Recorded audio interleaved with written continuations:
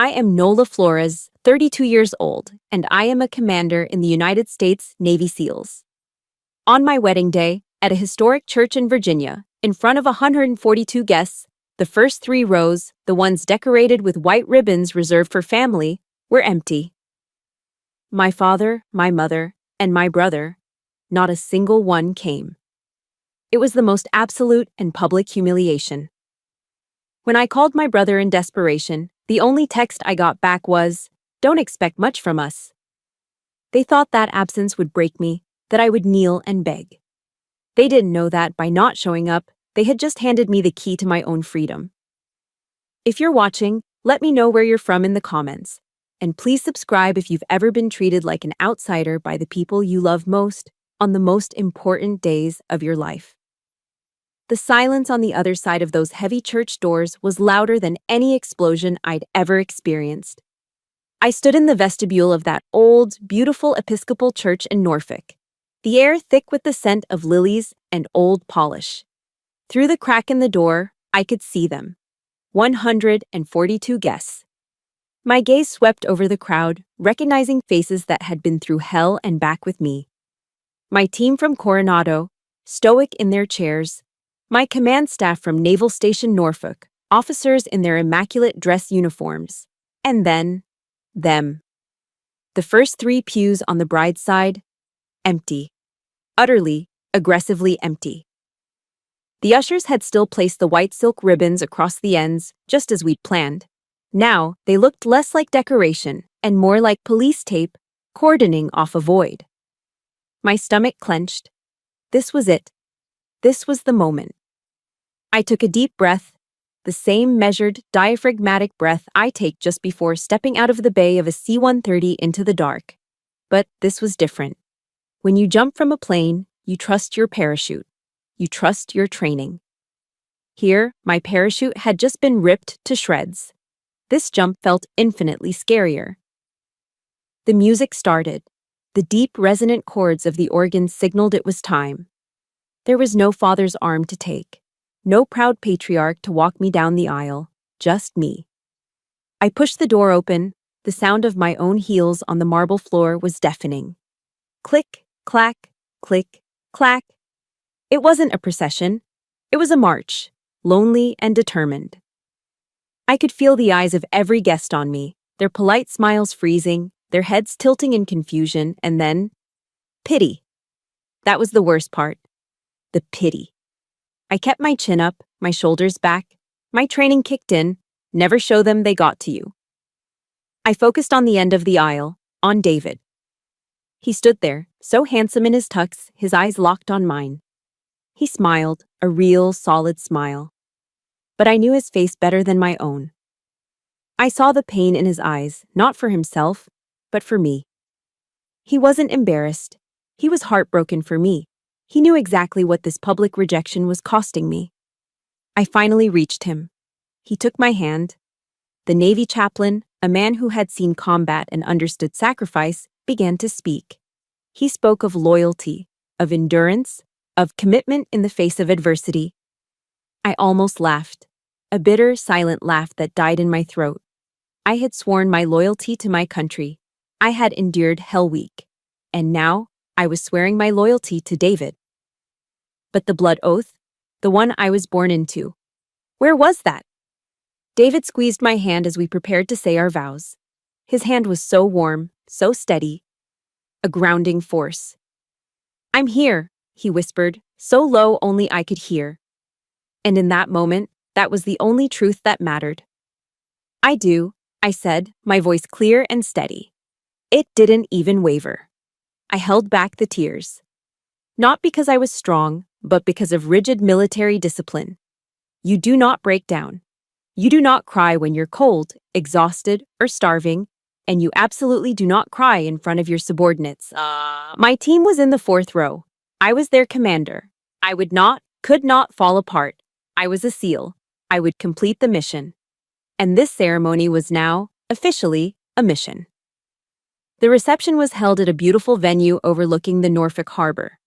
The sun was setting, casting a golden light over the water where you could see the gray hulls of the destroyers docked at the naval base. My new family, David's family, was wonderful. His aunts and uncles from Ohio and Pennsylvania, all warm smiles and hearty handshakes, welcomed me. David's mother, a prime example of that unfailing, casserole-bearing Midwestern kindness, pulled me into a tight, soft hug. She smelled like Chanel No. 5.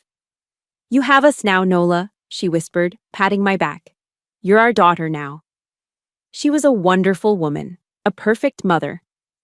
And she had no idea that her words, spoken with such pure, unconditional love, felt like a knife twisting in my gut. I was supposed to have a family already. Her kindness only magnified what I had lost. It highlighted the gaping hole my own mother, my own father, had left. I spent the next 2 hours smiling. I smiled so hard my face ached. I thanked people for coming. I laughed at the best man's speech. I danced my first dance with David, resting my head on his chest, just trying to breathe. But part of me wasn't there. A small, stupid, childish part of me kept glancing at the main entrance every time the doors opened. I was still hoping that my father would appear, looking flustered, holding a set of keys and blaming traffic on I-64. Hoping my mother would rush in behind him, apologizing. Hoping for any excuse, a flat tire, a medical emergency, anything that would make this make sense. But they never came. The doors only opened for waiters carrying trays of champagne and guests leaving for the night. The hope died a little more with every passing hour. Later that night, we were in the hotel suite. It overlooked the harbor, the lights of the city, and the naval base sparkling on the dark water. It was supposed to be the most romantic night of my life. My phone was on the nightstand, dark. I'd checked it obsessively. Not one missed call, not one text message, not congratulations, not "we're sorry," not even an angry "how dare you." Nothing. The void was the message. I stood by the window, my back to David, staring at the silhouette of the USS Wisconsin. I felt him come up behind me. He didn't try to kiss me or make it romantic. He just wrapped his arms around my waist and rested his chin on my shoulder, holding me steady. We stood in silence for a long time. "You don't have to keep waiting anymore, Nola," he said quietly, his voice vibrating through me. "You can stop checking your phone." I tensed. He knew. "Family isn't the people who are supposed to show up," he continued, his grip tightening just a little. "It's the people who do." I turned in his arms and buried my face in his chest. He just held me. He was my anchor. He was the one solid thing in a world that had just dissolved. I managed a small smile for him. I kissed him. I told him I loved him. But later, much later, when his breathing was deep and even and I knew he was asleep, I slipped out of bed. I went into the cold marble bathroom and locked the door. I turned on the sink faucet, letting the water rush into the basin just to cover the sound. And then I slid down the wall, sat on the tile floor, and I finally broke. I pressed my fist into my mouth and sobbed, trying to make no sound. It wasn't pretty crying. It was the ugly, silent, gut-wrenching kind that tears you apart from the inside. All my training, all my discipline, all the walls I had built, they all crumbled. The pain was acute, worse than anything I'd ever felt. Worse than the cold of the Pacific during Bud-S. Worse than the exhaustion of Hell Week. Because that was pain with a purpose. That was pain that built you. This was pain that just destroyed. The sun rose the next morning over the harbor, mocking me with its cheerfulness. The awful, crushing silence from the night before had followed me into the daylight. David and I were on the hotel balcony, trying to pretend. Trying to salvage something of a honeymoon. We were sipping coffee, not really tasting it, the air between us still heavy with the unspoken. My phone, which had been a black, dead-weight brick of silence all night, was on the table between us. And then, it pinged. The sound was so loud in the quiet morning, it made me jump. My heart did a stupid, hopeful leap. Maybe, just maybe, they're sorry. Maybe they woke up and realized what they did. I picked up the phone. The hope vanished, replaced by a cold, familiar dread. It was from my father. There was no "congratulations," no "I'm sorry we missed it," no "Are you okay?" It was a text that read, "We'll need $400 for your brother's wedding. You have always been the responsible one." I read it twice, 3 times. The audacity of it, the cold transactional gall of it, sucked the air from my lungs. He hadn't just ignored my wedding. He was now, less than 24 hours later, invoicing me for my golden boy brothers, using my one compliment, responsible, as a weapon to manipulate me. I handed the phone to David without a word. I watched his face as he read it. His jaw tightened, and a muscle I'd never seen before twitched. His expression went hard. "Don't answer this, Nola," he said, his voice dangerously quiet. "Don't even engage. Just delete it." He was right, of course. That was the logical, healthy response. But as I looked at the message, something inside me, something that had been beaten down for 20 years, finally snapped. "No," I said. My voice was calm, cold. I took the phone from his hand. I opened my banking app. "Nola, what are you doing?" I ignored him. I typed in my father's account number, which I still knew by heart. I typed in the amount, $1 years. In the memo line, I typed, "Best of luck." I hit send. I watched the confirmation screen pop up. And then, I went into his contact, scrolled down to the bottom, and hit block this caller. "Done," I said. I took a sip of my coffee. It was the first time in 24 hours I could actually taste it. Why did I do it? Why the $1? Because that $8,400 wasn't about money. It was never about money. It was about control. It was the same control he'd wielded over me my entire life. It was the same control as when I was 17. I had saved up all summer working the sticky, sweet-smelling counter at the local Dairy Queen to buy my own prom dress. It was a simple navy blue dress, but I had earned it, and I loved it. I came downstairs, my date, a nice, nervous kid from my physics class, waiting at the door. My father, the headmaster, looked me up and down. His lip curled in that way that always made my stomach drop. "You're not going anywhere," he said, his voice final. "What? Why?" "You look cheap," he said, loud enough for my date to hear. "And this boy," he added, gesturing to him with a dismissive wave, "is not worthy of this family. Go back to your room." It wasn't a discussion, it was a verdict. I turned around, my face burning with a humiliation so profound it stung more than a slap. I ran back upstairs and cried all night, listening to the sound of my younger brother, the golden boy, being allowed to take the car and go to a party, even though he hadn't even bothered to do his homework. I was cheap, he was golden. That was the rule. It was the same control as my senior year of high school. My one dream, the only thing I wanted, was to get into the U.S. Naval Academy at Annapolis. It was my escape. It was my future. I worked my tail off. I got the grades, the recommendations, the athletic scores. I applied. And then I waited. April came and went. May. I checked the mailbox every single day, my heart pounding, waiting for that large, important-looking envelope. Nothing. Just junk mail and my mother's magazines. It wasn't until July, long after I'd given up and resigned myself to a local community college, that I found it. I was cleaning my father's home office, a task he assigned me every summer. Tucked under a stack of old financial papers, I saw the distinctive Naval Academy crest. It was my acceptance letter. It had been opened. I confronted him, the letter shaking in my hand. "You hid this from me." He didn't even have the decency to look ashamed. He just adjusted his glasses, looking at me as if I were a difficult student. "I was protecting you," he said calmly.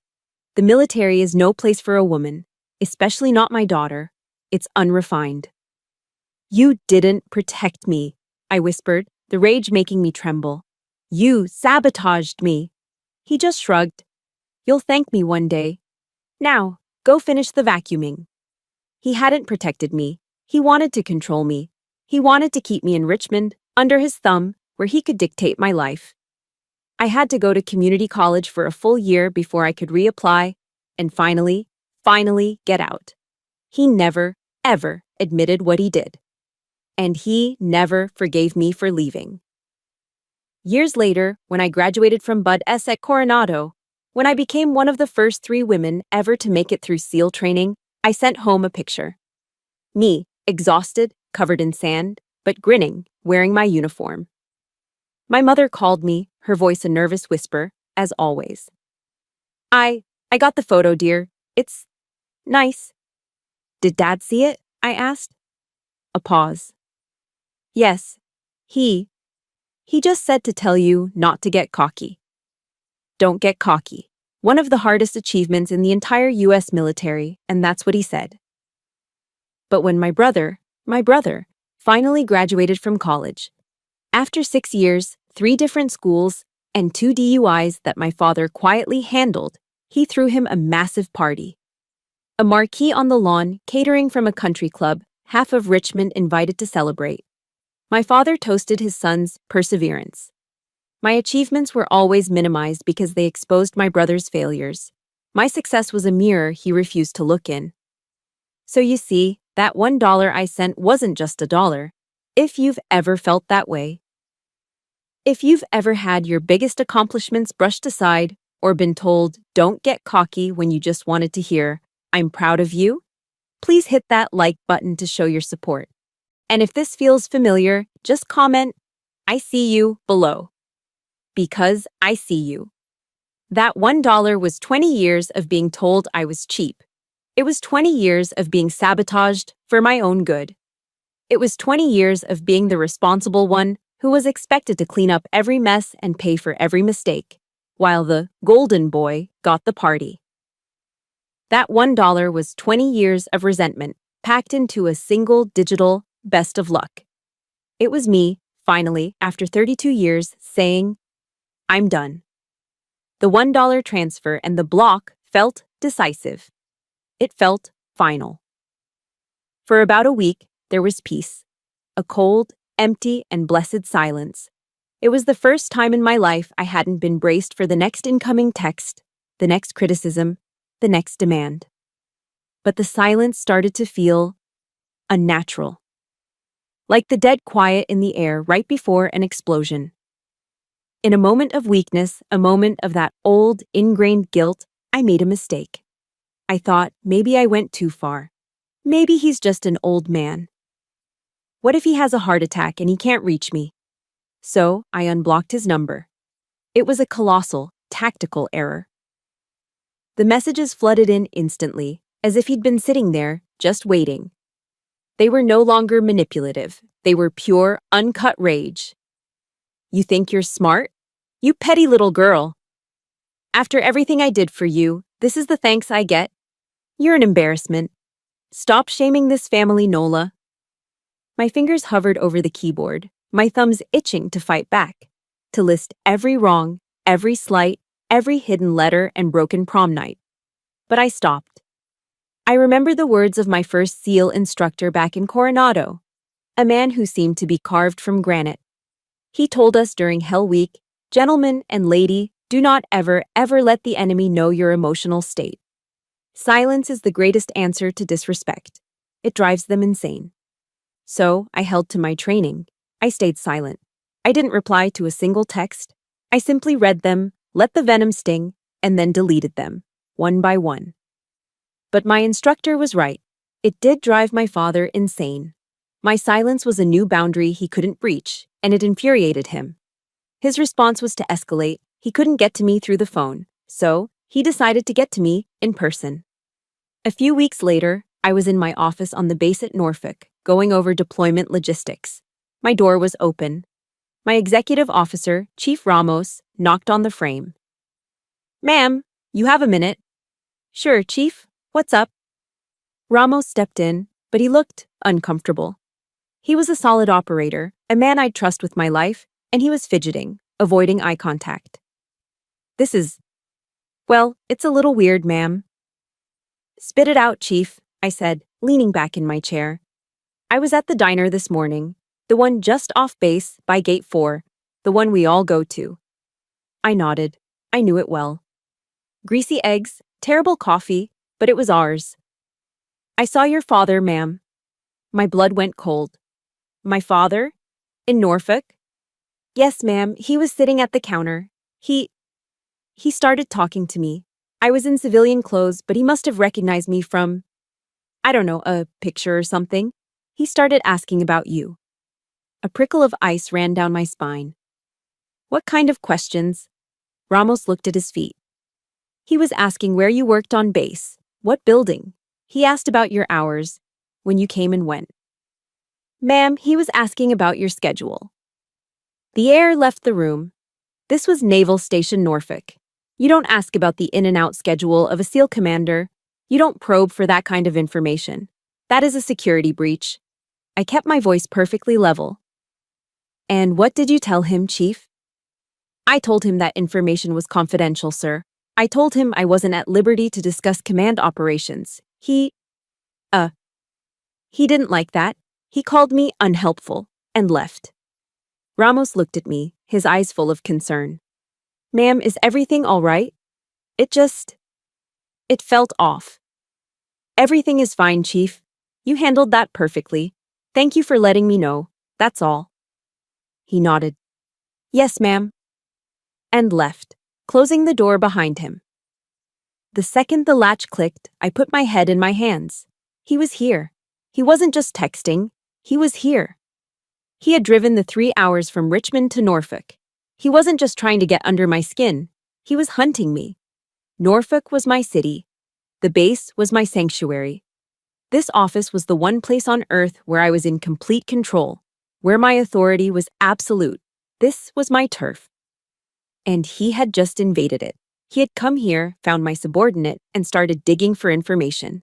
In that moment, he turned me right back into that scared 17-year-old girl in the prom dress, the one whose life he could control with a single, dismissive sentence. I suddenly felt exposed, unsafe. That night, I went home to David and I tried to pretend everything was normal, but every sound made me jump. The thud of the evening paper on the porch, a car door slamming down the street. David found me, late at night, walking through the dark house. What are you doing, Nola? I was checking the deadbolt on the front door, for the 3rd time. He saw the look on my face. It's him, isn't it? What did he do? I told him about Chief Ramos, about the diner. David's face hardened. What is he trying to do? Seriously, is he trying to get you to give him that money? I shook my head, a terrible cold realization dawning on me.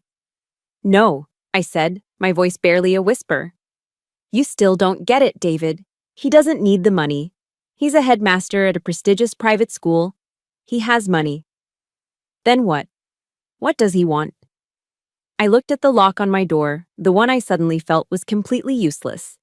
He wants control, I said. He had it for 32 years, and I just took it away. He's here to take it back. The text messages stopped after that. The silence that followed was even worse.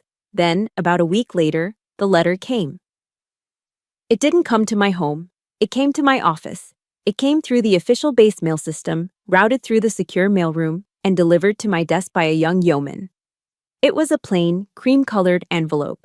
My name and rank were written on the front in my father's familiar, severe, left-slanting handwriting. Commander Nola Flores. Naval Station, Norfolk. My hands were shaking. I waited until I was alone. Then I slid my regulation knife under the flap.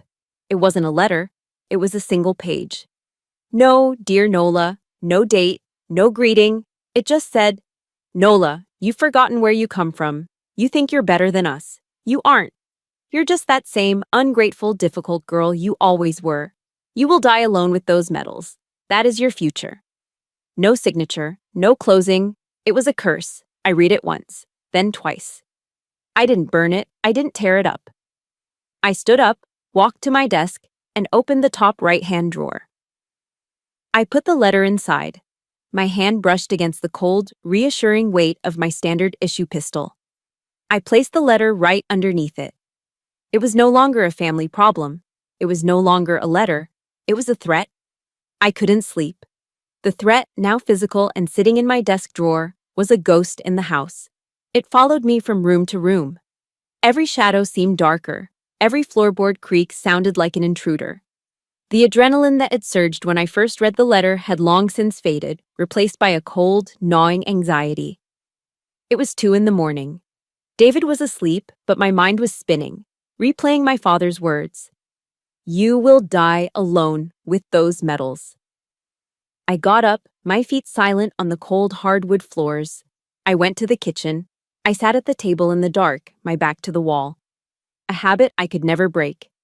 And I did the only thing my training had ever taught me to do when I was under extreme stress.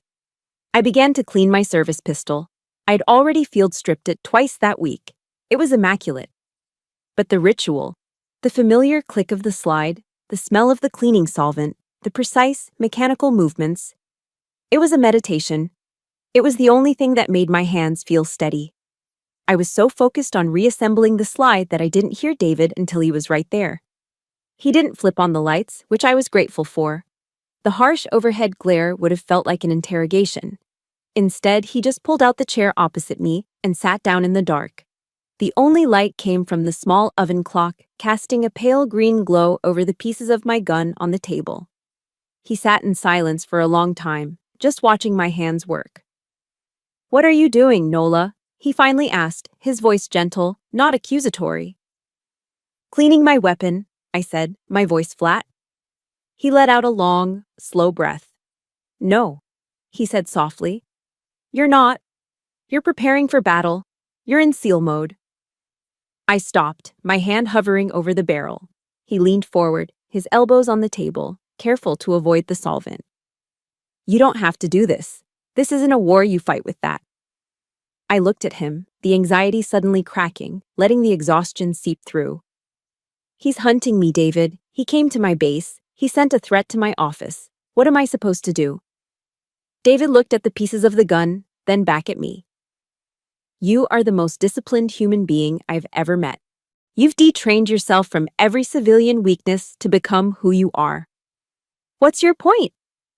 My point is, he said, his voice full of a profound, heartbreaking clarity, you've detrained yourself from everything except him.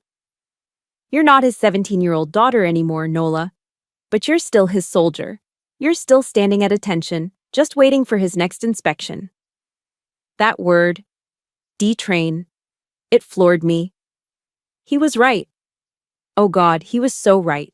My entire life, I had been trained by two opposing forces, the U.S. Navy and my father. The Navy trained me to be autonomous, to lead, to command. My father had trained me, for 18 years before that, to salute, to obey, to anticipate his moods, to accept his verdicts. And when faced with his threat, I hadn't reacted like a commander. I had reacted like his soldier, reverting to my oldest, deepest training. Clean your weapon, brace for impact. So what do? I whispered, my voice finally breaking. The question felt huge, bottomless.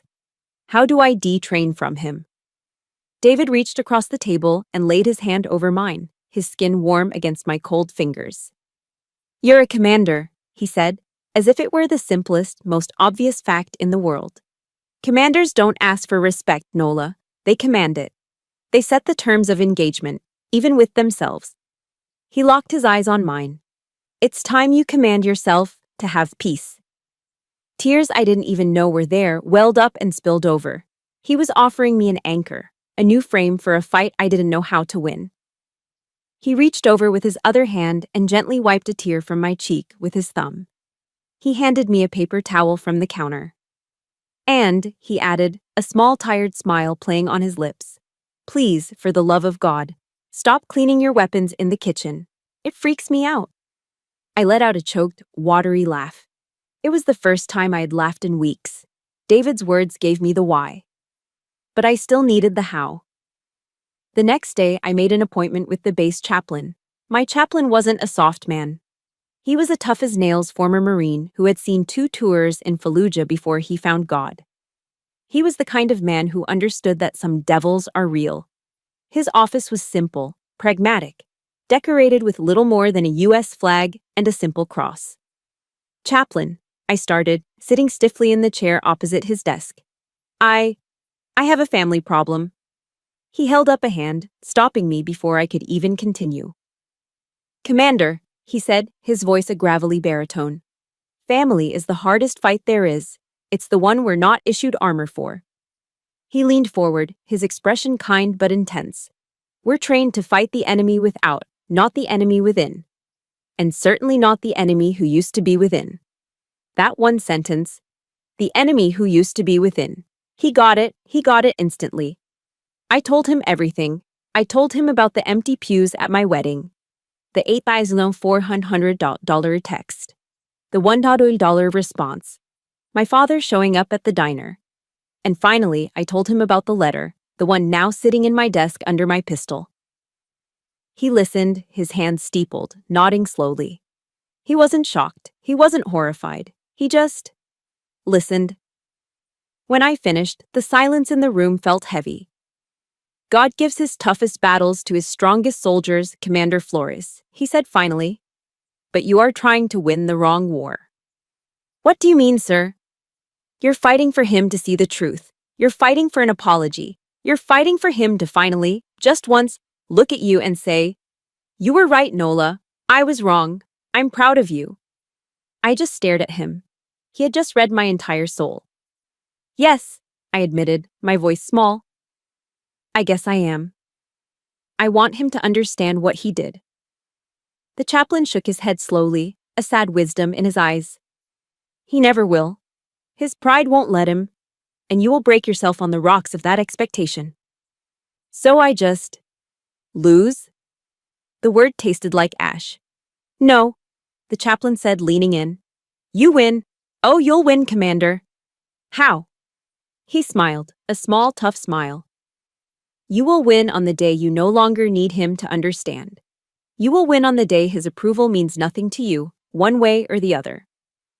Victory isn't making him apologize. Victory is when you realize you don't need him to. That sentence liberated me more than any order I'd ever received. I walked out of his office with a new set of orders. David had given me the diagnosis. I was still my father's soldier. The chaplain had given me the new mission objective. Victory wasn't the goal. The survival of my own heart was. The clarity I gained from David and the chaplain felt like a new set of armor. I had a mission. Protect my own peace. I had a new understanding. I wasn't fighting to be understood anymore. I felt calm. I felt solid. But the peace I had found internally was not a peace the enemy externally was willing to accept. My father, having failed to intimidate me at my home base, having failed to break me with a direct, written threat, shifted his strategy. He couldn't win a direct fight. So he did what all failing tyrants do. He retreated and launched a social war. He activated his flying monkeys. It started subtly. I was scrolling through Facebook one evening, a rare moment of downtime, and I saw a post from a cousin back in Richmond. It was just a generic, unfollowed a bunch of people to keep my peace. Family first. I checked. Sure enough, he had unfollowed me. Then, a few days later, a post from an aunt, my father's sister. It was one of those passive-aggressive, preachy memes. A picture of a sunset with text over it. Some children are so full of pride they forget the people who gave them everything. Another one. A family is a tree. One broken branch doesn't kill the tree. These little digital barbs, these public-facing whispers, were designed for me to see. They were his way of signaling to the entire family network that I was the broken branch. I was the prideful child. They were like mosquitoes, small, annoying, and poisonous, buzzing just at the edge of my hearing. They were designed to make me feel isolated, to make me doubt my own reality. I ignored them. I kept my new mission objective in mind. His approval means nothing. But my father was just warming up. When the passive-aggressive posts didn't get a reaction, he deployed his heavy artillery. He sent in my Aunt Carol. The phone rang on a Saturday afternoon. I was at home, reading a book. I saw the name on the caller ID and my stomach clenched. Aunt Carol. She was my father's older sister, the family matriarch, the one who saw herself as the fixer of all problems. I took a breath. "Command your peace, Nola," I answered. "Nola, honey." Her voice was just as I remembered, dripping with a fake, saccharine sweetness, like cheap honey. "How are you, baby? We just never hear from you." "I'm fine, Aunt Carol. It's good to hear from you. How are things in Richmond?" "Oh, same old, Same old, she breezed. And then, the pivot. Listen, honey, I'm calling because, well, your mother is just worried sick about you, and about your father. And there it is, the guilt trip. She says you won't take her calls, you won't answer your father. Nola, honey, he's your father. He's been through so much. This whole thing with your brother's wedding falling apart. You need to call him. I kept my voice calm, level, just like I was taught. Aunt Carol, I appreciate that you're concerned. I really do. But my father and I are working through our own issues. And he didn't come to my wedding. Silence. The fake sweetness evaporated instantly.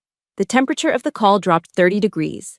When she spoke again, her voice was cold, hard. And you think you're completely innocent in this? She snapped. I was taken aback. I don't know what you mean. Oh, come on, Nola. You've always been difficult, ever since you were a little girl. Always so serious, so intense, too arrogant for your own good. You know, she said, her voice taking on a tone of cruel psychoanalysis. You're just like him. That hit me like a physical blow. It stunned me, just like him. The one thing I'd spent my entire life, my entire career, trying not to be. The man whose control I'd fled. The man whose cruelty I despised. And here she was, in one sentence, erasing all of it, branding me with his face. This is the classic tactic of the abuser's network. They turn your greatest pain into your greatest flaw. I am nothing like him, I said, my voice shaking, all my careful composure gone. You're tearing this family apart, Nola, she said, her voice rising, now in full-on attack mode. Your mother is a wreck, your father is miserable, and all you can think about is your own selfish pride. All because they missed one party. That was it. The gaslighting, the minimization, the blame shift. It was all there. The old Nola would have cried. She would have apologized. She would have promised to call just to make the yelling stop. But the old Nola wasn't home. My voice came out as cold as steel. No, Aunt Carol, I said, my voice dangerously quiet. I'm just refusing to continue being the punching bag. This conversation is over. Goodbye.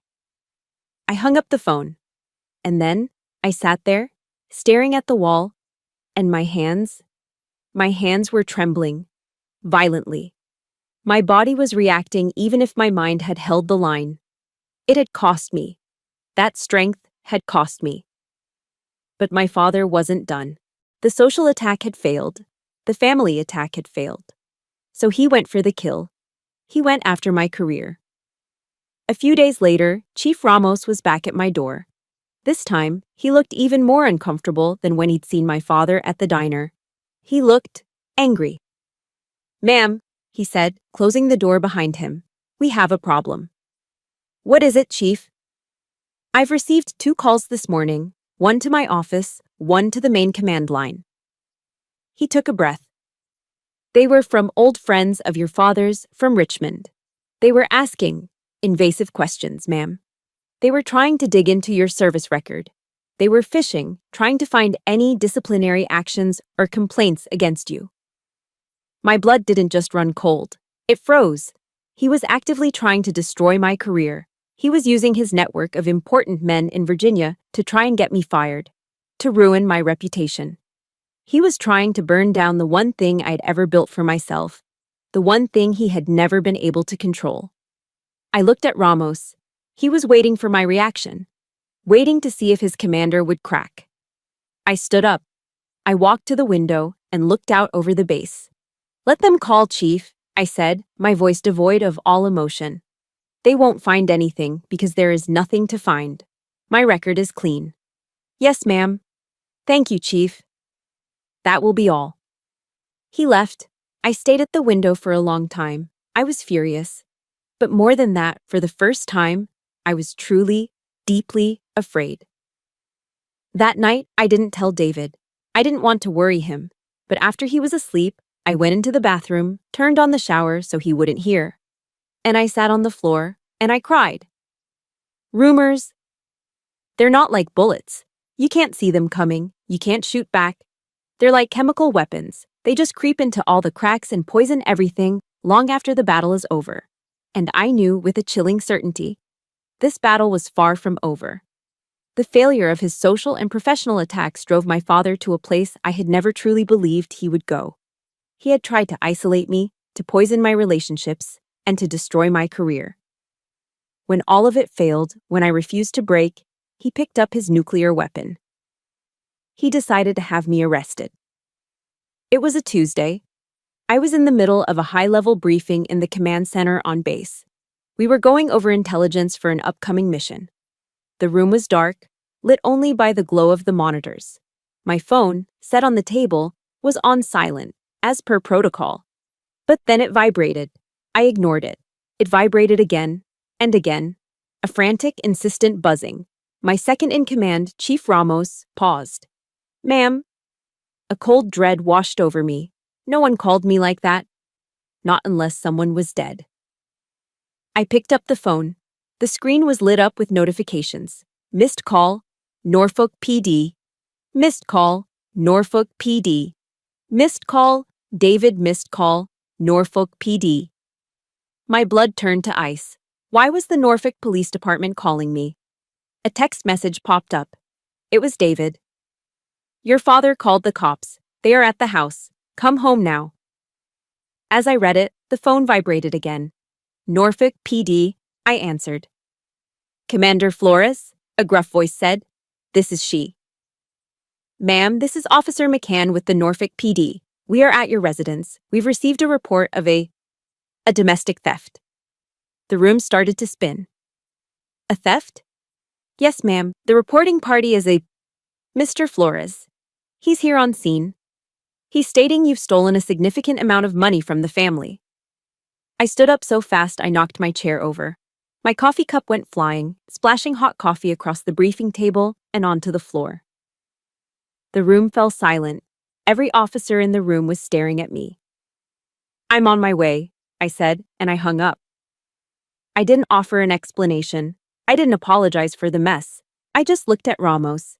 "Chief, you have the con." "Ma'am?" "I'm gone." I ran. I sprinted out of the command center, down the hall, my combat boots echoing on the polished linoleum. I didn't sign out. I just ran. I burst through the doors of the building and into the parking lot. I drove like hell. My heart was trying to hammer its way out of my chest. I ran 2 red lights. I was going 80 in a 45. I didn't care. The entire time my mind was racing. Police? Theft? A report? This wasn't a family argument anymore. This was a criminal accusation. This could end my career, my security clearance, everything. He's trying to put me in jail. He's trying to destroy me. I skidded to a stop at the end of my street. I could see them from a block away. The scene was a suburban nightmare. 2 Norfolk PD cruisers were parked at the curb, their lights on, painting my house and my neighbors' houses in flashing strobes of red and blue. And my neighbors, they were watching. Of course they were. Mrs. Gable from 2 doors down was peeking through her blinds. The family across the street was standing on their porch, and he was there. My father. He was standing on my front lawn, his face red, gesticulating wildly, performing for the 2 officers.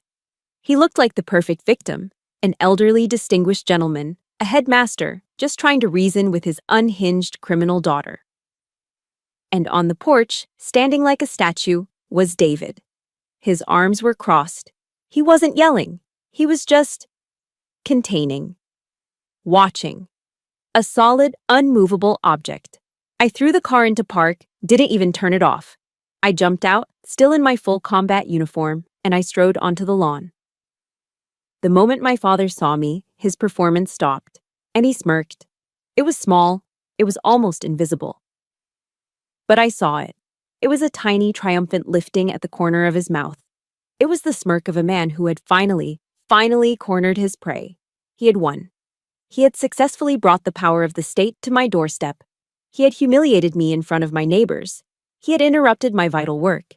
He had me, a commander in the U.S. Navy, standing on her lawn being questioned by police. He was waiting for me to cry, to scream, to fall to my knees and beg him to make it stop. That smirk was the single greatest mistake he ever made. In that instant, the panic vanished. The fear, the adrenaline, the pounding heart, it all just stopped. It evaporated, and my SEAL training took over. My breathing evened out. My focus narrowed. The world went silent, except for the man in front of me. This was no longer my father. This was a hostile. This was an engagement. And I was in command. A new kind of anger, a cold, clear Arctic anger, settled over me. An older officer, the one with McCann on his name tag, approached me. He looked tired, like he'd rather be anywhere else. "Ma'am, you're Nola Flores." "I am, officer," I said. My voice was calm, level. It didn't shake. "Okay," he sighed. "Here's the deal. Your father here says you stole $8,400 from him. Says you transferred it right out of his account. We're looking at grand larceny, ma'am. That's a serious problem for you." "I understand," I said. I looked past him, at my father, who was watching with that same hungry, expectant look. I looked back at the officer. "Officer, may I see your body camera?" He blinked, surprised. "What?" "Your body camera. Is it on?" "Yes, ma'am, it's been on since we arrived." "Good." I looked straight into the lens of the camera on his chest. Then I looked back into his eyes. "Officer, what my father told you is a lie. This is not a theft. This is a family matter that he has escalated by filing a false police report." My father started sputtering. "A lie? How dare you? I have the statements. You—" Officer McCann held up a hand. "Let her talk, sir." I kept my eyes on the officer. "Sir, the truth is, my father demanded $8,400 from me via text message. I did not steal it. I refused to give it to him, and this is my response." I reached into the pocket of my uniform. My father's eyes widened, then narrowed. For a second, I think he thought I was reaching for a weapon. I pulled out my cell phone. I unlocked it. I opened my banking app. I went to my transfer history. And I held the phone up for the officer to see. His eyes scanned the screen. He saw the date. He saw the recipient, Flores. He saw the memo. "Wishing you all the best." And he saw the amount. 1 euros. The officer stared at my phone. He looked at me. He looked over at my father, who was now silent, his face turning from red to a pale, mottled white. The officer looked back at me. He had been a cop for a long time. I could see the understanding click into place. He had seen this play before.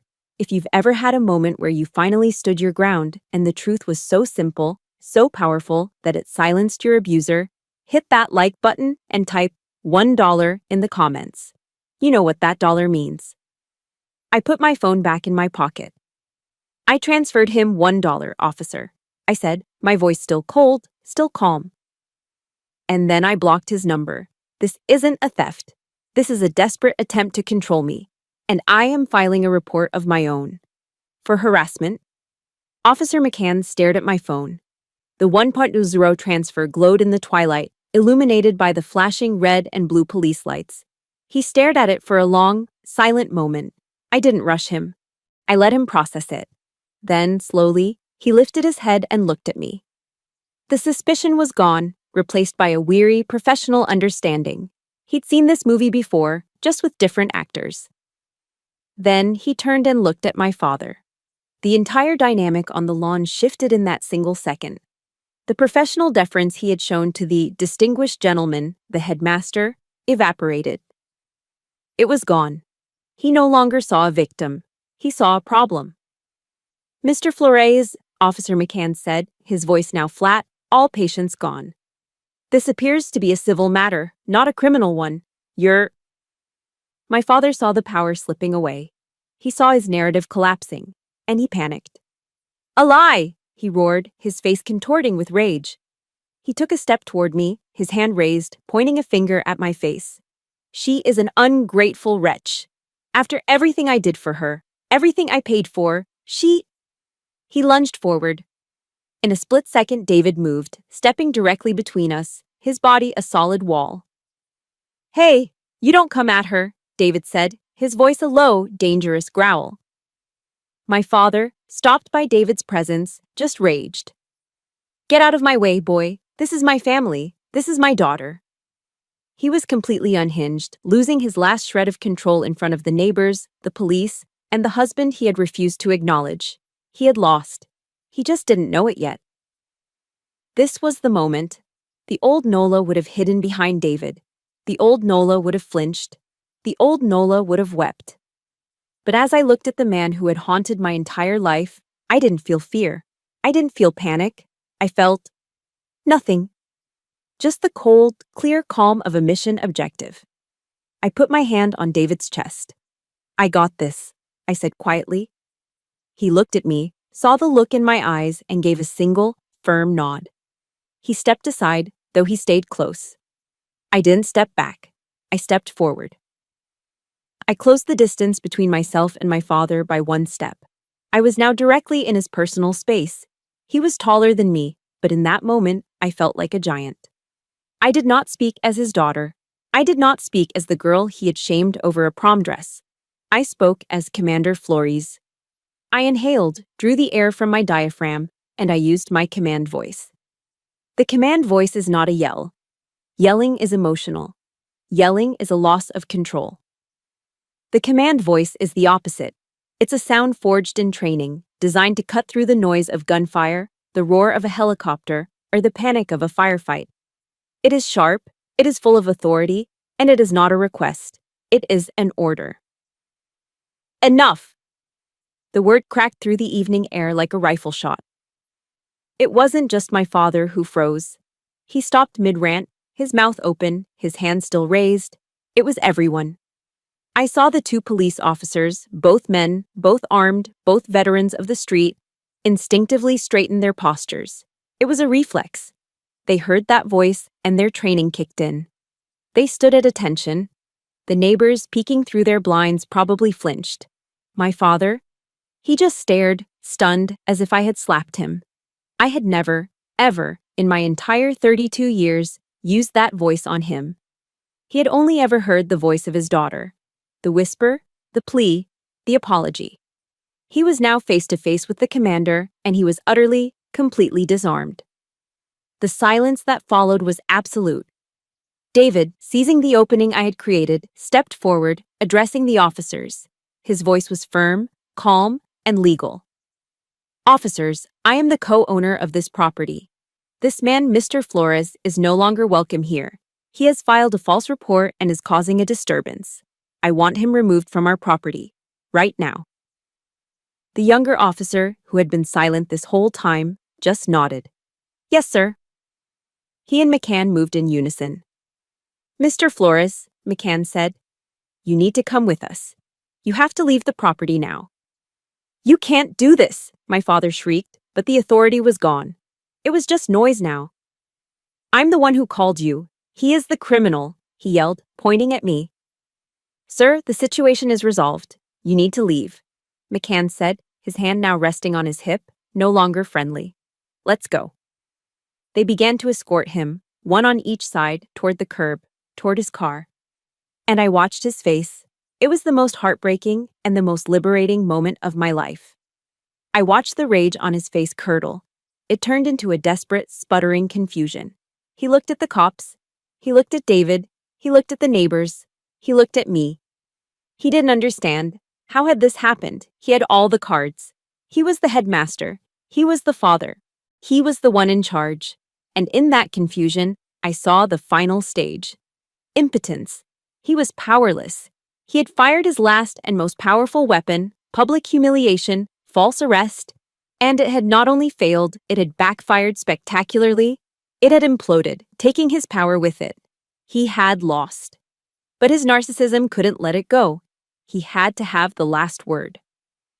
As the officers got him to his car, he wrenched his arm free for one last, desperate shout. He pointed at me, standing on my own porch, in my own uniform, next to my husband. His face was a mask of pure, unadulterated bitterness. You think your rank makes you right? He screamed, his voice cracking, the sound echoing down the quiet suburban street. You think those medals make you better than me? That was it. The core of it all. He still didn't get it. He thought this was about rank. He thought this was about a power struggle. I stood on my porch. I didn't yell back. I just waited. I let his voice echo until it was gone, until the only sound was the hum of the police radio. I let the silence hang in the air. Then I spoke. My voice was quiet, calm, and it carried in the still evening air. "No, Dad," I said. I waited until he met my eyes. "It doesn't mean I'm right." I let the words land. "It just means I've earned this peace." His face crumpled. He had no answer. He got in his car. The police waited until he drove away. Officer McCann walked back up to me. He tipped his hat. "Ma'am, sorry for the disturbance. I'll have a note of this false report put in the system." "Thank you, officer." He and his partner left. The flashing lights disappeared down the street. The neighbor's blinds snapped shut. It was over. I stood there for a moment, breathing in the quiet night air. David put his arm around me. I turned, walked into my house, and I locked the front door. After the confrontation on the lawn, a profound quiet settled over our lives. The victory hadn't felt triumphant, not in the way you see in movies. There was no parade. It just felt finished. The silence from my family, which had once been a weapon they used against me, was now a shield I used for myself. I had my boundary. I had my peace. Months passed. The humid Virginia spring gave way to the thick, oppressive heat of a Norfolk summer. David and I settled into our life. We worked. We grilled burgers on the back porch. We took our dog to the beach. We lived. The drama felt like it had happened in another lifetime, to another person. My phone remained silent. My father, my mother, my brother. They had, for all intents and purposes, vanished. Then, one evening in late August, my phone rang. It wasn't a local Norfolk number. It was a Richmond area code. My heart didn't leap with panic this time. It just sank. A heavy, tired feeling. I looked at the screen. It wasn't my father. It wasn't my mother.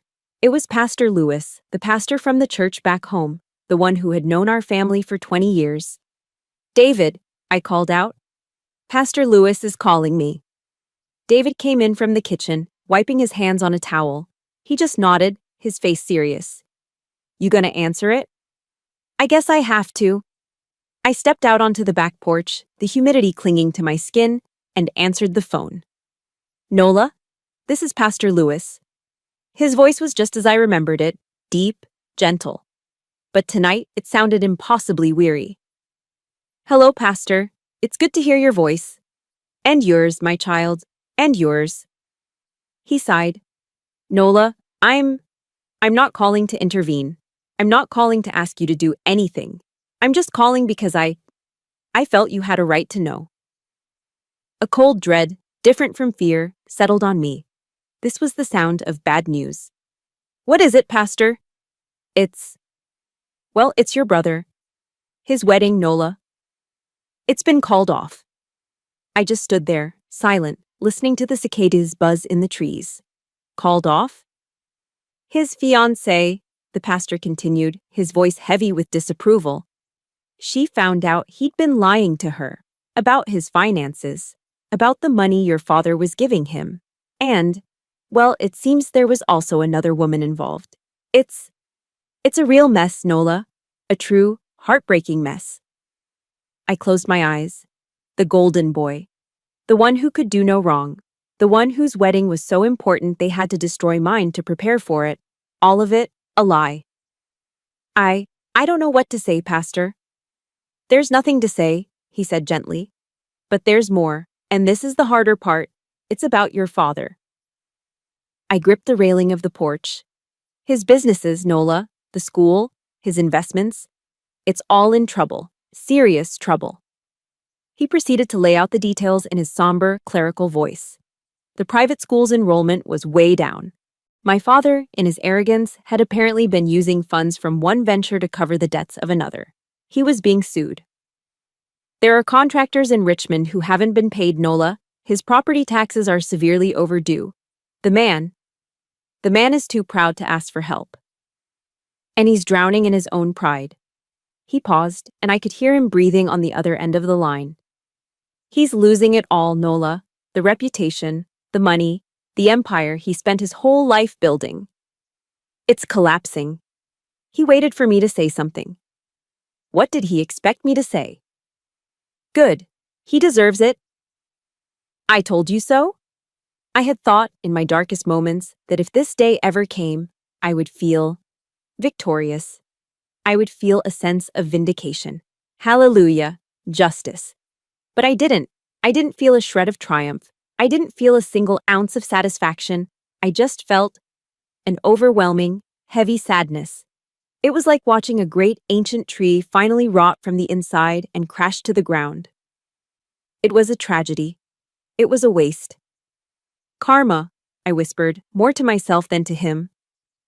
It isn't sweet, it's just tired. That's a very wise way to put it, child, Pastor Lewis said. He built his house on sand, and the storm came. Listen to me, Nola. I'm telling you this so you hear it from a friend, not from a stranger. You don't need to do anything. You don't need to call. You don't need to fix this. I wanted you to know. He paused, and his voice softened. Pray for him, Nola. Not for him to change, but for you to be at peace. We said our goodbyes, and I hung up. I stood on the porch for a long time, watching the sunset. The empire was gone. The headmaster was just a man in debt. The golden boy was a cheater. The entire foundation of my childhood, the family I had tried so hard to be good enough for, was a house of cards. That night, I did pray. For the first time in years, I really prayed. I knelt by my bed like I did when I was a little girl. God, I whispered, the words feeling foreign in my mouth. I don't want him to be hurt. I don't want him to suffer. I just want him to stop hurting me. It wasn't a prayer for justice. It was a prayer of surrender. A prayer to just let it go. I told David everything. He just listened, holding my hand. After I was done, he was quiet for a long time. So, he said finally, Are you going to drive up to Richmond? See them? The question hung in the air, and the old me, the old Nola, screamed inside my head. Yes, go, he's hurt, mom's alone, fix it, this is your chance, be the responsible one, be the good daughter, go and save them, and they will finally love you. That voice, that programming, was so deep. The instinct to be the family fixer was a reflex. I looked at David, I looked at the piece of my own living room. I thought about the girl in the prom dress. I thought about the stolen Annapolis letter.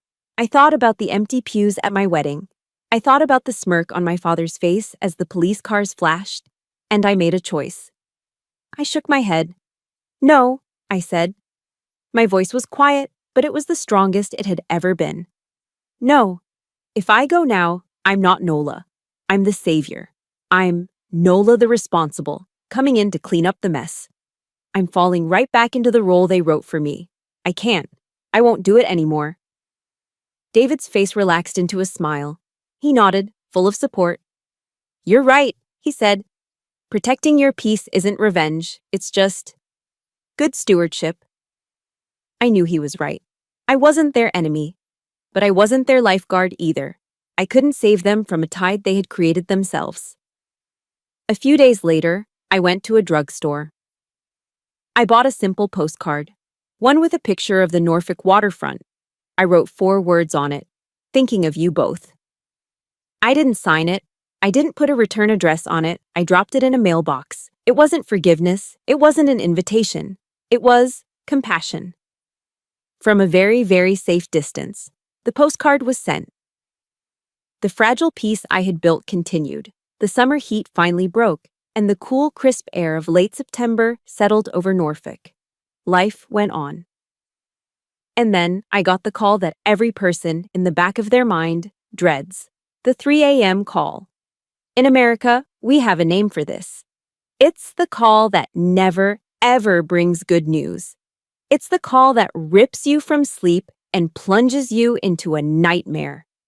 My phone, charging on the nightstand, lit up the dark bedroom. I fumbled for it, my heart already a cold stone in my stomach. It was my mother. I answered. Mom? Her voice wasn't a wail. It wasn't a scream. It was worse. It was a small, thin, shattered whisper. Nola, she wept. Nola, it's your father. The hospital. They said heart failure. The words just hung there in the dark. Heart failure, the 3 a.m. call. It had finally come. I didn't think. I didn't process. I just acted. The years of military training took over. In a crisis, you move. I'm coming, I said. My voice was flat, detached. David. I shook him awake. I have to go. It's my father. Heart failure. My mom's at the hospital in Richmond. He was awake in an instant, sitting up, already reaching for his keys. I'll drive you. No, I said, pulling on the jeans and sweater I'd left on the floor. I need to do this one alone. He understood. He just nodded, his face full of a sad, quiet support. Be safe. Call me the second you get there. I was out the door in under 3 minutes. The 3-hour drive from Norfolk to Richmond, up I-64 in the dead of night, was the longest drive of my life. I didn't cry. I wasn't angry. I wasn't sad. I was just empty. The dark, empty highway unspooled in front of my headlights. My mind was just blank. It was the strangest, most hollow feeling I've ever known. It was as if my entire emotional system had just shut down, unable to process the overload. The tyrant was dying. The monster who had haunted my childhood was in a hospital bed. The man who had smirked at me on my lawn was now, himself, broken. I should have felt something. Relief? No. Sadness? No. Vengeance? No. I just felt numb. I drove past the exits for Williamsburg, past the dark, sleeping silhouettes of the colonial buildings, my hands gripping the steering wheel. I just focused on the mechanics of driving. Stay in the lane. Watch your speed. Keep moving. I was a machine, executing a new, final, terrible mission. I finally pulled into the parking garage of the Richmond Hospital just before dawn. The sky was a cold, bruised purple. I walked through the automatic doors. The hospital lobby was quiet, smelling of stale coffee and antiseptic. I found the intensive care unit, the ICU, on the 3rd floor. The moment the doors to the ICU hissed open, the smell hit me. That cold, sterile, chemical smell of a place where life and death are in constant clinical negotiation. It was quiet, but not silent. It was filled with the low, rhythmic, inhuman beeping of machines. And I saw her. My mother. She was huddled in a hard plastic chair in the waiting area, under the harsh fluorescent lights. She looked tiny, small. She was co-rocking in her seat, clutching a paper cup of coffee, her face pale and terrified. This wasn't the woman who had stood by, silent while I was tormented. This wasn't the accomplice. This was just a scared, old woman who was about to lose her entire world. She looked up as I approached, her eyes wide. She didn't know what to do. I could see the conflict on her face. She didn't know whether to hug me or to apologize or to yell at me for not being there sooner. In the end, she did none of them. She just pointed. He's in there, Nola. Room 312. I just nodded. I walked past her, down the hall, to room 312. I stopped at the door. I took a deep breath, just like I did before I stepped out of an airplane. But this was harder. I pushed the door open and stepped inside. The man in that bed was not my father. My father was a giant, a tyrant, a force of nature who filled every room with his rage and his ego. This man was weak. He was small, pale, and buried under a web of tubes and wires. An IV snaked into his arm. A heart monitor beeped in a steady, slow rhythm next to his bed. An oxygen tube was looped under his nose. He looked frail, vulnerable. For the first time in my life, he looked horribly human. I just stood there. I didn't move. I just stared. The man who had taught me to salute before I could even wear a uniform was now completely, utterly helpless. A nurse, a kind-looking woman in her 50s, bustled in. "Oh," she said softly, seeing me. "You must be the daughter." "I am." He's been in and out," she said, checking his chart. "He's a fighter, your dad." She smiled at me. "He's very proud of you, you know." The words hit me like a physical blow. I felt the air leave my lungs. "What?" "Oh, yeah," she said, oblivious to the bomb she had just detonated. "When he was first admitted, before he got real bad, he was telling all of us about you. Said his daughter was a Navy SEAL. Said you were tougher than half the Navy. He was so proud." He was proud. The words I had craved my entire life. The validation I had nearly killed myself to earn. The simple acknowledgement I had been desperate for. And he couldn't say it to me. He had told a stranger. He had told a nurse. But he had never, not once, told me. I had to grip the railing of the bed to stay standing. The nurse, finished with her checks, smiled kindly and left the room. And I was alone with him. I stood there for an hour. Or maybe it was 10 minutes. Time had stopped. And then, his eyelids fluttered. He woke up. His eyes, cloudy and unfocused, scanned the room, and then they landed on me. He stared. He blinked as if he couldn't believe what he was seeing. His voice was a dry, papery, thin whisper. A thready sound, barely audible over the beep of the machines. "Didn't think you'd come," he wheezed. The honesty of the moment was brutal. I couldn't lie to him. Not now. "I almost didn't," I whispered back. We just looked at each other, the tyrant and the soldier, father and daughter. We just stared. All the anger, all the years of pain, just hanging in the sterile air between us. His eyes drifted down to my sweater and jeans. "You're not in uniform," he whispered. It wasn't a question. It was a statement. He had last seen me in my combat uniform, a warrior. I think he meant that I had finally stood down, that I wasn't here as a soldier. His eyes found mine again. I was trying to make you strong," he whispered. A single, hot tear finally broke free and rolled down my cheek. "You did," I confirmed. "You succeeded, Dad." I leaned in, my voice shaking. "But you also made me so lonely." He closed his eyes. I saw a single tear escape from under his eyelid and trace a path through the wrinkles on his temple. He was quiet for a long time. I thought he had fallen back asleep. And then he said it. The confession. The final, terrible, freeing truth that broke everything inside of me. "I never hated you, Nola," he whispered, his eyes still closed. "You know, I just..." He took a ragged breath. I just don't know how to love someone I can't control." And that was it. My entire life, my childhood, the prom dress, the stolen letter, the empty pews, the $8,400, the police cars. I just don't know how to love someone I can't control.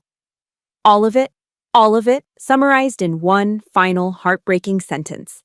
The rage, the anger, the 20 years of resentment, it just dissolved. It didn't vanish, but it transformed. It became just a profound, profound sadness. I pulled the chair closer. I sat down. And for the first time since I was a little girl, I reached out and I took his hand. It felt frail and cold in mine. "You don't have to control me anymore, Dad," I whispered, my tears falling onto his hand. You just need to rest." My father passed away 6 months after that night in the ICU. His funeral was held in Richmond at the same old stone church where he had refused to watch me get married. At my mother's request, I wore my uniform. Not my combat fatigues, but my full navy dress whites. The formal, pristine white uniform with the gold buttons and the black tie. I stood in the front pew, next to my mother and brother. I felt the eyes of the Richmond community on me. They weren't looks of pity or judgment anymore, just Observation: I wasn't the prodigal daughter. I wasn't the rebellious one. I was just Nola, a commander in the United States Navy, there to bury her father. My mother, looking smaller than I'd ever seen her, reached over and squeezed my hand. I squeezed back. We didn't need to say anything. The war was over. We were just two women, standing together in the wreckage, beginning to sort through it. About a month later, a letter arrived. It was from my father's attorney. It wasn't a legal document. It was a personal letter, one he had written after that night in the hospital and left with his lawyer to be delivered to me only after his death. My hands were steady as I opened it. I sat with David on our back porch in Norfolk, the same place I'd received so many terrible updates. This one was different. His handwriting was shaky, the loops of the letters frail, but the words were his. Nola, I don't know how to apologize properly. I was never taught how. I've always thought that saying sorry makes a man look small. But maybe being small is where forgiveness begins. That night you showed up at the hospital. I didn't think you would come. I wouldn't have. You were always the stronger one. Stronger than me. I hated that. And I loved it. I'm not writing to ask you to forget. I'm just writing to explain. The call to the police? That was a coward's move. I knew it then. I know it now. I couldn't control you, so I tried to break you. I couldn't check myself. I saw red. I'm sorry for the shame I brought you. I was proud of you. I just didn't know how to love someone I couldn't control. You were right. You will do better than me. That is what every parent should truly want for their child. Dad. I folded the letter. I didn't cry. I just felt a quiet, final release. It wasn't forgiveness, not completely, but it was an answer. It was the period at the end of a long, painful sentence. I took the letter inside to the desk in my office. I opened the drawer that held my service pistol. I took the threatening, hateful letter he had first sent me and I tore it into tiny pieces. Then, I took this new letter, folded it carefully, and placed it in the drawer, right beside my medals. The poison was gone. Only the man remained. Life continued. It settled into a new, gentle rhythm. My mother and I started talking, really talking, not about the past, not about him. We didn't need to. We started with Sundays, a phone call every Sunday afternoon. We talked about the weather. We talked about David's new project at work. She told me about a book she was reading. We talked about small things, normal things. And for the first time in my life, I heard my mother laugh. Not the high-strung, nervous titter she always had around my father, but a real, genuine, light laugh. It was the most beautiful sound. The next spring, I was invited to give the commencement speech at a local high school in Virginia Beach. I stood on that stage, in my dress whites again, looking out at 300 young, hopeful, terrified faces. I didn't talk to them about war. I didn't talk to them about combat or Hell Week or jumping out of planes. I talked to them about the internal war. There will be people in your life, I said, my voice carrying over the quiet stadium, who will hurt you. They will hurt you deeply. Sometimes the people who are supposed to love you the most will be the ones who hurt you the worst. I saw a few kids in the front row nod, their eyes wide. And you will carry that hurt. You will carry it like a 100-pound rucksack on a 20-mile march. It will be heavy. And you will have every right to carry it. You will have every right to be angry. But I'm telling you, I leaned into the microphone, at some point, you have to learn to put it down. Not for them, I said. You don't put it down for them. You don't forgive them because they deserve it. You forgive them because you deserve to rest. The applause was staggering, but it was the look in the eyes of the students, that look of recognition, of release, that told me the message had landed. A year later, my life changed again. One of my new recruits, a young, fierce, incredibly smart woman from Ohio, knocked on my office door. She was one of the best I'd ever seen, a natural leader.